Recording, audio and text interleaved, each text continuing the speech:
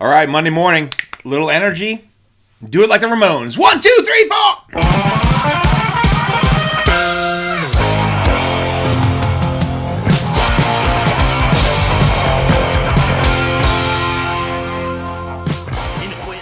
Connectors, what's up? DK here. Hope you're having a good day. Hope you had a good weekend. It's Monday, so it's the start of a great week, which should not mean you have a case of the Mondays. It should have you have a case of the Mondays. Let's do this. So recently I was watching the news, and my part-time girlfriend / she doesn't know this / historian Doris Kearns Goodwin had a phrase that she just kind of threw out there, part of an interview. It wasn't even the main conversation point.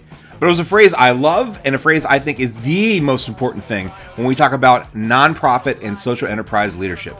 And that is about confidence. Specifically, what she said was, when talking about confidence, there is a contagious confidence.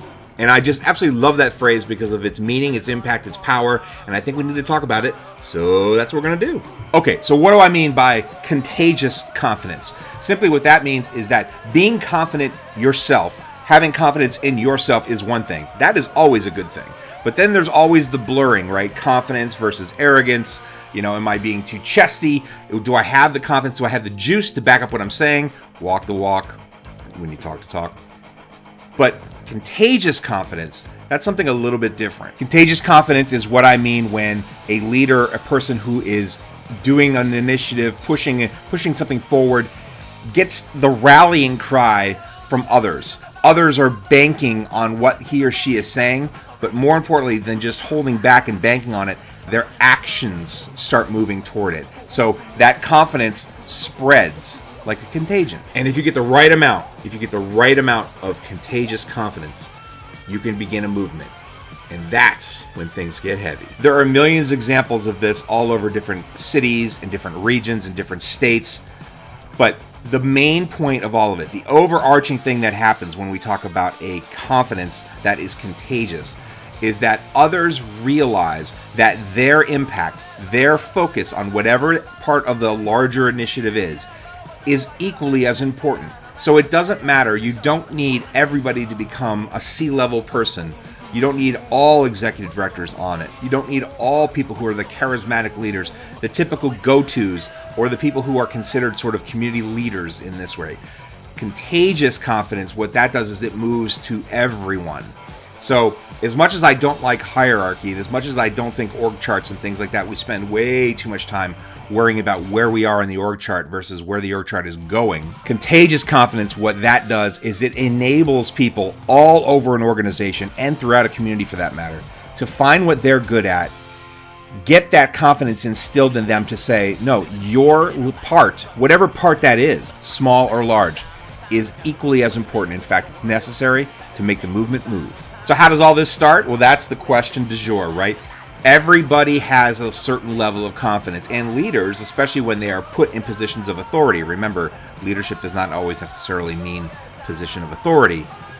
If you are in a position of authority and you have that leadership feeling and your confidence is beginning, the number one thing that you can do with that is to share it, is to give others that ability. In fact, as I've mentioned before in previous videos talking about leadership, I think that's the number one rule of leadership. Your job is to make sure you protect, defend, and instill leadership in the people around you.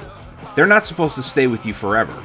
They're supposed to grow all over the community that you serve. So how do you get that confidence, and how do you get that contagious confidence? Well, I don't know how to tell you that. There's no step-by-step method in how you can do that. You have to find it within yourself. Your confidence, any kind of confidence, your own personal or contagious confidence, has to come from within and from you. You have to realize what you have to offer. But remember this, everyone has something to offer when talking about community development. It's not just for those who are in the executive director positions. It's not just those for the big money companies, the for-profit companies that give dollars to supporting organizations like non-profiteers. It's not for the government agencies that sort of operate from the policy standpoint. It's not from the education or academic world that is supposed to sort of give the seal of approval for things that are good, smart, best practices. All of us have a role to play in all this. And whether you are the executive director of your nonprofit organization or you just came in as a new program analyst, anywhere in between, volunteer, donor, board member, doesn't matter. Your confidence can exude confidence in others. And that contagiousness, that idea of it spreading like wildfire, is something that can make or break your community development. If it's not happening and you're seeing these pops happening in silos, that's the beginning of you saying to yourself, we need to find a way to connect these dots and bridge the gap. So if you see that, you can tell where that contagion would stop because there is no way to get around it. And that right there is the linchpin of community development. So find that courageousness in you. Find your confidence. Find what it is that makes you tick. What is your passion? What is your love? And share that. That's what you need. This isn't about academic. This isn't about knowledge-based. This is about you. As I've said in previous videos, there's a tuning fork in here. And when it goes off, and you know when it does, it makes you feel something.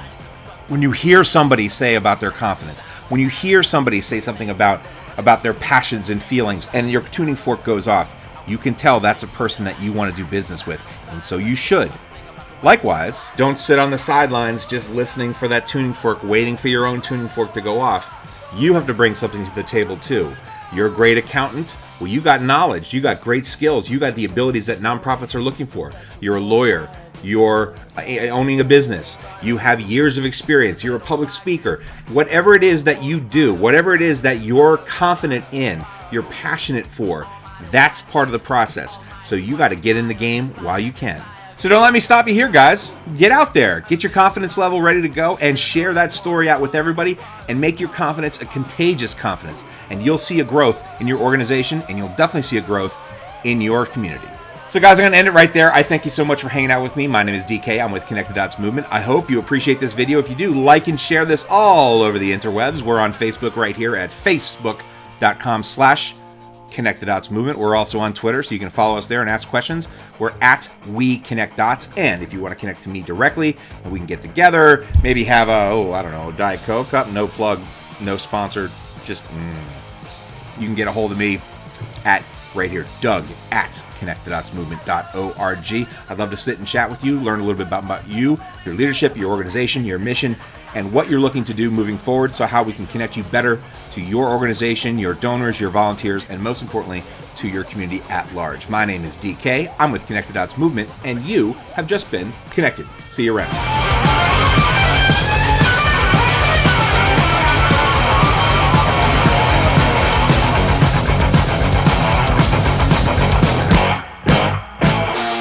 Shout out to York College, baby.